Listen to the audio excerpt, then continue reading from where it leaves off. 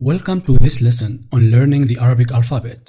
Throughout this short lesson, my focus will not be on teaching you how to pronounce Arabic letters. Instead, I will guide you on the best way to learn them in the correct method.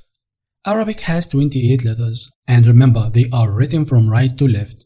You might have heard about 29 letters, but I'm not going to focus on that for now. I will explain it later in another lesson.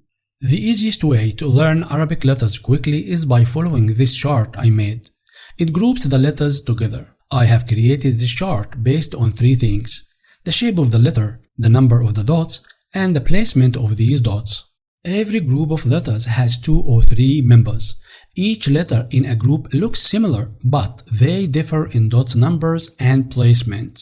Look at this group of letters: ba, ta, and tha. They all have the same basic shape, but what is different is the dots count and positions of these dots. This applies to all the other letters as well. As you can see, the next group of letters is the group of jim, ha, and kha. Each letter has the same shape, and the difference is in the dot and the placement of the dot. In case of jim, we have one dot below the head of the letter, and in case of ha, we don't have any dots. And in case of kha, we have one dot above the head of the letters, and so on for the rest of the letters. Each group of letters has its own color because they are different from the other groups.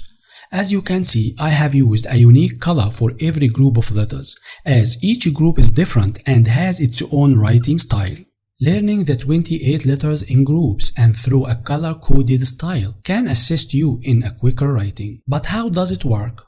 Once you have mastered one letter in a group, learning the others becomes easier. You will utilize the same fundamental shape and incorporate dots for the new letter within that specific group. You may have noticed that certain letters displayed in black stand apart from any grouping because they differ from the others and possess their own different writing style, which is why they don't share similarities with any other letters. Each of these unique letters follows its own specific writing method. For a detailed learning experience, consider starting with this course, Foundational Arabic Course for All Levels.